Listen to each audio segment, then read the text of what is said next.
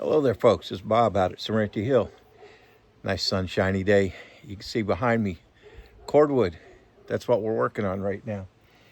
Back last summer, before we moved in, I stopped right about there with the window. You can see the dryer vent there. I stopped just there, and let's see.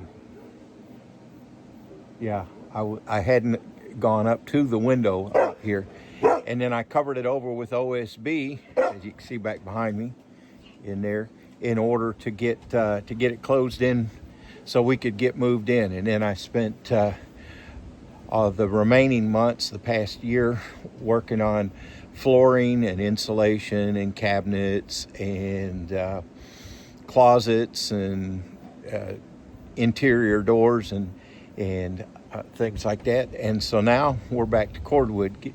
The goal is get these closed in, and you see the bottom row is all that I had from about right here over.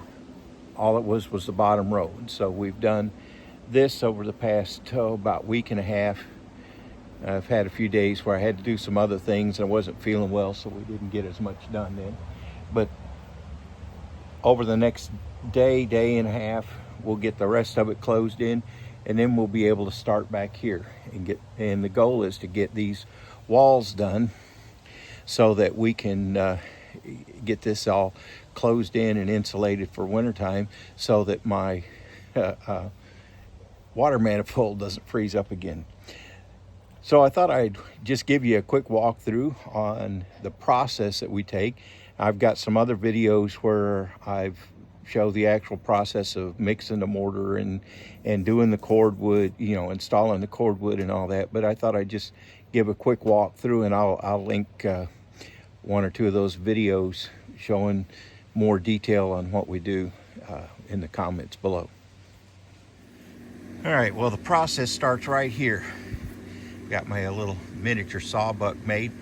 This is where we bring the logs, put them on here, and then use the pressure washer. I got a 3300 psi Generac gas-powered pressure washer. We knock the bark off, and you see a pile of bark around there, and that bark is not wasted. I use it for mulching in the garden. And then once they're cleared of bark, we bring them over here into the kiln and stack them up. We've been using it for storage for garden stuff. And you can see some of the logs that we've got. Some of these bigger ones I'll be cutting into 2 and 3 pieces. But this is where the logs go to finish drying up and get down to 12% or less moisture level, so that they're good to go to use in the walls. All right, my fig tree. I planted this thing. This was a bare root Chicago hardy fig that I bought at Walmart.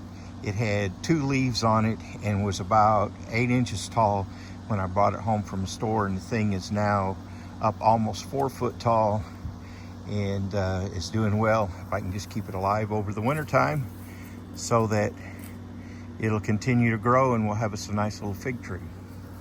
Now here's where I used to have my pile of sawdust that I got from a local sawmill.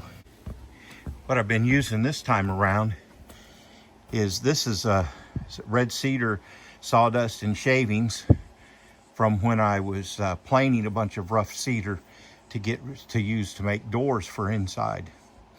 And so I'm using this in my mortar right now. So once I got the logs dry, then I bring them in here. You can see all this cedar sawdust all over the place here.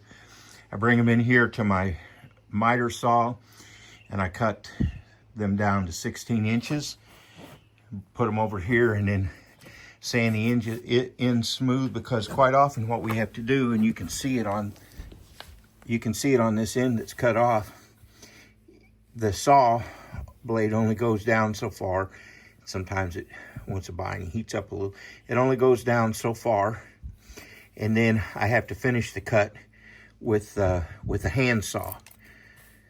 And so what we do is then I just sand it smooth.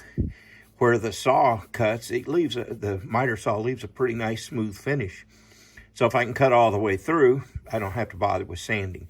I do, however, there where it has these little whiskers on the sides, I do sand those off regardless. But that gives me a nice smooth surface that way after we sand it. And then once the logs are all trimmed and processed, I bring them over here and just pile them up.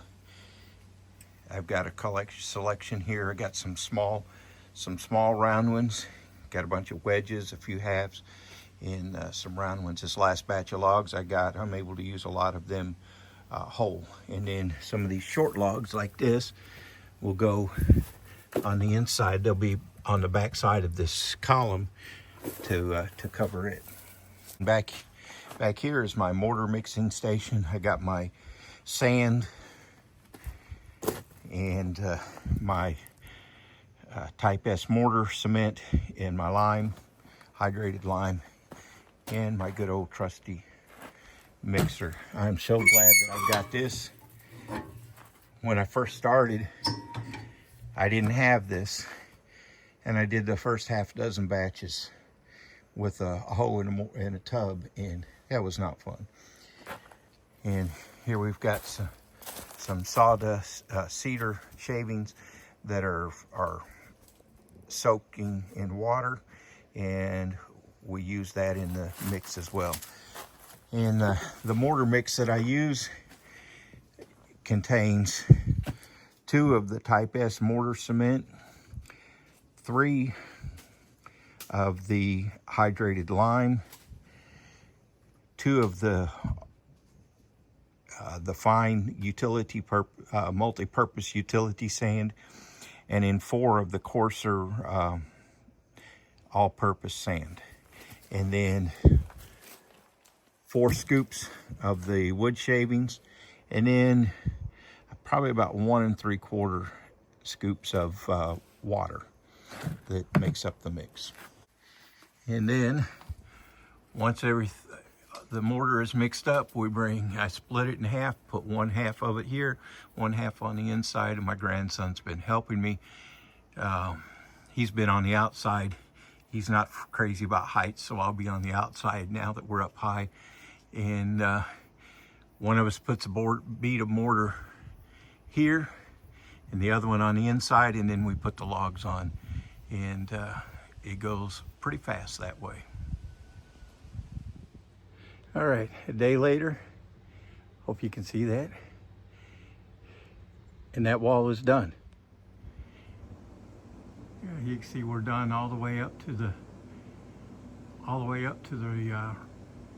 rafter there.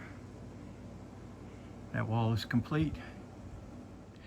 I said I'll leave a link to a video I've got where I show more detail the process of doing cordwood. It's a long video. It shows everything from sifting mortar to mixing mortar to putting it in place and all the how-to. But we've got another wall done, and now time to get some energy going and tackle the other one. So thanks for joining us on our cordwood adventure.